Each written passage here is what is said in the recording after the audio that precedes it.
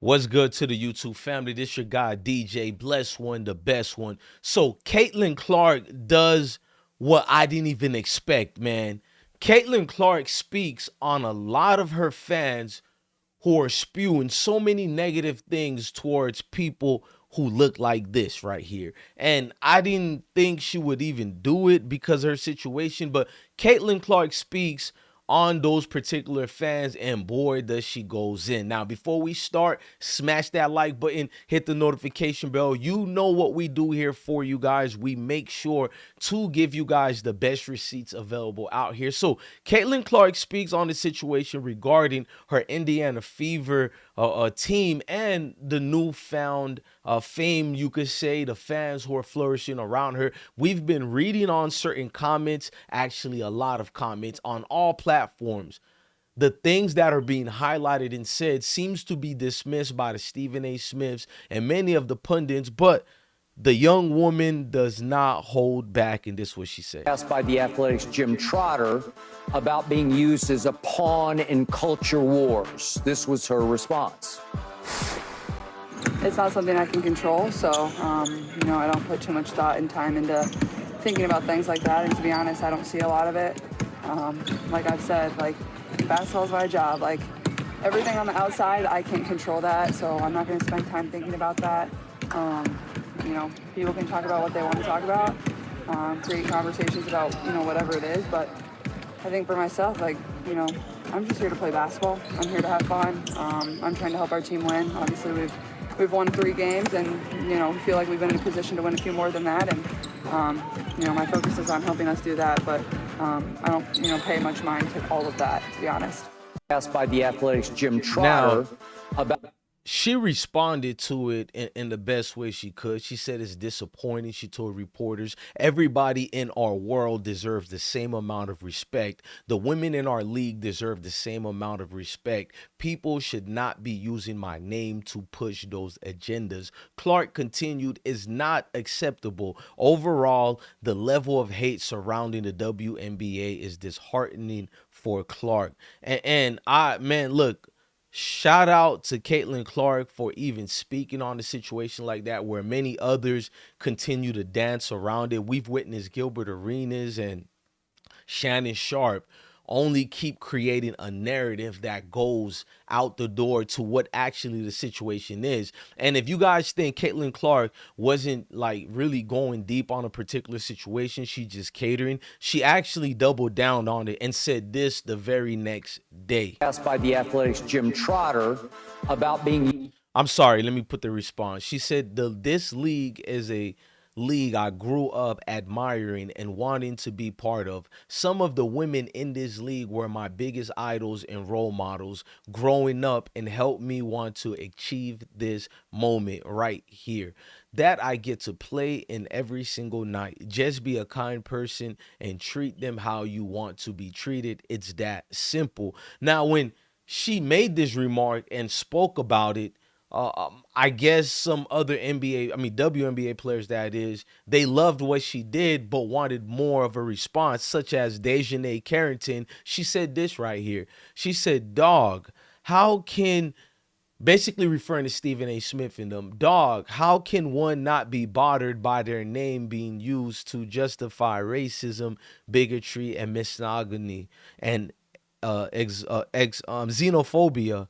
And you know the other word I'm not going to say for the algorithm, and the insecurities of them all is nuts. We all see the ish. We all have a have a platform. We all have a voice, and they all hold weight. Silence is a luxury. Now, what she's responding to is, I guess, the way Caitlin Clark talked about it, it was not much to her satisfaction at the time, simply because of the attitude, the feeling, and Mrs. Carrington's mind is that, wait a minute, look at these nasty things that are being spewed and said. When you look at all the conservative radio stations, and I'm a conservative man, let's not tie in real conservative people with these weak conservative who just do it so they can be portrayed away for whatever particular reasons. We know these posers are like the black ones who love saying, I'm a black conservative. Why do you have to say your complexion to say that you're a conservative. So you can tell the real ones and the fake one. And a lot of the fake ones, they follow Caitlin Clark. And when Carrington said this, Caitlin Clark would double down again and make sure to not mistaken that she doesn't support none of those type of fans who seem to be following her now. Her answer then. I think it's disappointing. I think, everybody in our world, deserves the same amount of respect. The women on our league deserve the same amount of respect. So people should not be using my name to push those agendas. Her answer then. So you seen what she said. People shouldn't be using her names for personal agendas. I mean, she hasn't really been hiding from a lot of stuff. She spoke head to toe about the Olympic situations, how her coach, you remember her coach got her in trouble and people claimed that Caitlin Clark wasn't mad about it, but her coach showed the text and said, she said, you woke up a monster. So clearly she was mad about it, but this is what she has to say. I know you said you were disappointed about not making your Olympic team. Yeah, I think, that's just your dream and your goal. I think more than anything, I'm grateful to be in the Olympic selection pool. Minutes or so of the game. I didn't find out. I think we just went with the bench group that, was honestly pretty solid when they came in. So there was no sort of conversation or anything. So I hope they go out and win gold. I know they will. They'll dominate. But yeah, I think it just gives me something more to work for and shows me ways I can get better. And hopefully when 4 years comes around, I have another opportunity to try to be on that team. I like that response, but we know what the truth is already because of her coach. She really was mad, but I like how she understands you got to kick rocks and just keep going. You feel me? You can't put your head down. Now, Stephen A. Smith, who tried to tap dance since the Monica McNutt situation. He's been tap dancing. He's been coming from Jamel Hill. I'm not going to lie to you. I'm going to keep my mouth reserved when it comes to Jamel Hill. She's like a up and down Mrs. Agenda. It's something not real about her, but I digress. But with Stephen A. Smith, we know nothing is real about him. So he continues on his tantrum and he doubles down on the things he said before with Monica McNutt and many others. And you got people out there like Andrea Carter and Janae and others talking about merit, merit, merit. And Monica McNutt to a lesser degree, merit, merit, merit. And how Team USA and the WNBA and all of these folks shouldn't be thinking about marketing and it's about what's going to be unfair to the other ladies, blah, blah, blah, blah, blah. I specifically said, you're absolutely right. This man said, I specifically said, you're absolutely right, bro. Ain't nobody play better musical chairs than Stephen A. Smith. And Monica, the way he keep referencing your name and the way you keep getting all these interviews, because mama, you been everywhere. Stephen A. Smith is coming for you. And boy, Stephen A. Smith ain't gonna let you stick around, at least not on his first take. Maybe on ESPN, but I don't know, bro. Buddy got some power, bro. Go ask Max. We ain't seen Max yet. But let's keep going, man. So now Stephen A. Smith, he's talking about how he's cool with a top player in the WNBA losing their position so Caitlin Clark can get that seat for all popularity and market base. And it's embarrassing too to the competitive nature of things. Here's a man who gets on players like KD and everybody else and talks about competitiveness, but he's going to be a cheerleader right here for he'd rather have the business side of things and popularity versus than the actual talent on the team. Don't get me started with black men and how black men are treated. I'm not saying it's right. I'm saying it's reality.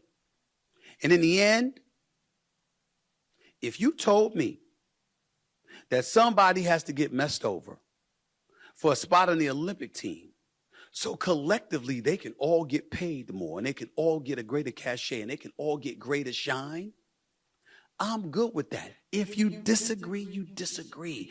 But it should not be accusations of misogyny or chauvinism or anything like that. You hear that, dude? So we can't look at what we're seeing with our eyes, the fans who don't like people who look like me and you, and even you, Stephen A. Smith. We're supposed to pretend that these racial tendencies is not going on in the comment sections or on platforms. We're supposed to ignore it because you said this. Like, you can't make this up, bro. Even Caitlin Clark, her beautiful self, is telling the world that she sees it and is wrong, and she doesn't want people to use her name for that. But here comes you. And I know you're catering the agenda. When you said this the other day on your podcast, it lets me know you're bought and paid. If it's a pertinent, relevant subject and gender issues come into play where some women may feel differently, if it's a pertinent, relevant subject and gender issues come into play where some women may feel differently.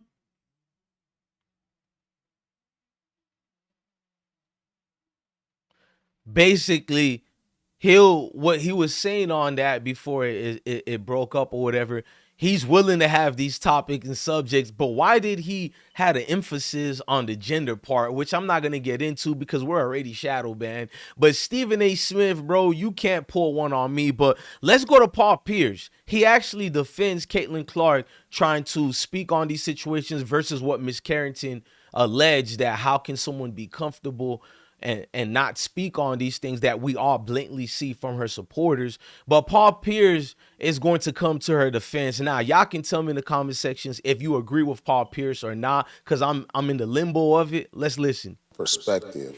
She's still a kid. Yeah, she's young. She's been thrust into this superstardom spotlight that now, once her stage has gotten bigger from college to the pros, now it goes into politics, it goes into a number of things that comes with being who she is. And, you know, it's a lot of things just being in the sports world I didn't want to do.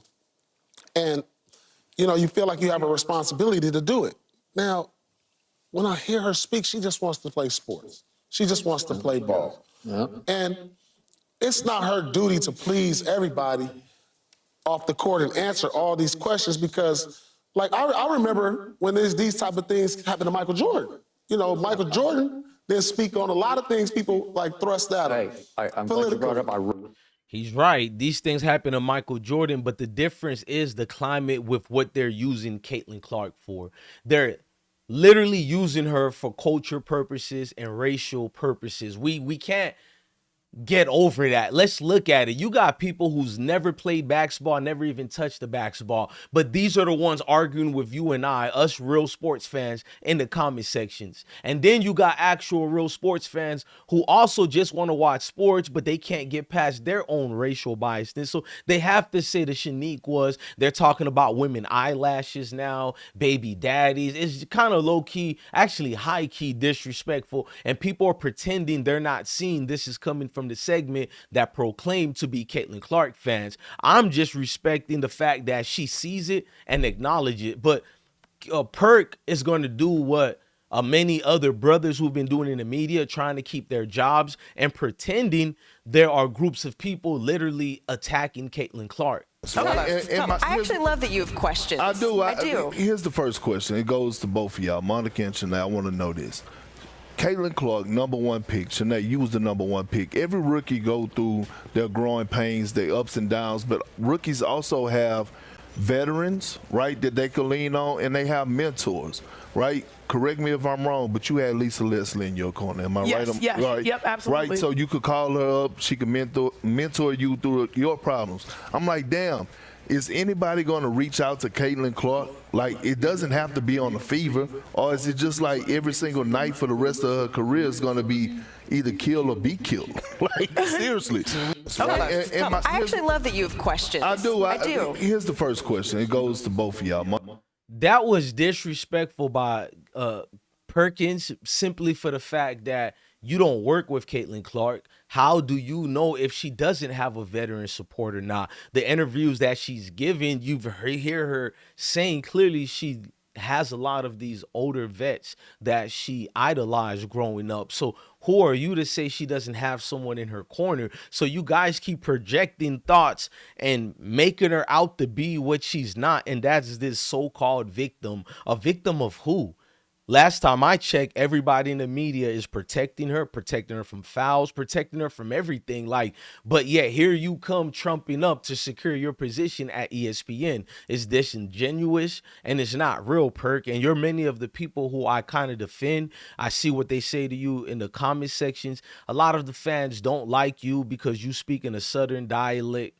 And I can understand you, but they make fun of you. And we know which segment that is. But I respect you. So it's the fact that you're very intelligent like this, but you're continuing this so-called stereotypical thing of she's getting hurt by other WNBA players merely based on her being this kid. She's a grown lady, a grown woman, and as you heard her said herself, she can handle herself. Ladies and gentlemen, I'm DJ Bless One, the best one. Let me know what you thought about this video today. Thoughts and prayers to everyone of the Jerry West family. Definitely, we just lost a great one. And thoughts and prayers to the Walton families who we lost as well. Ladies and gentlemen, I'm DJ Bless One, the best one. Love your family, love your kids, and stay blessed. Peace. I've been broke so many times.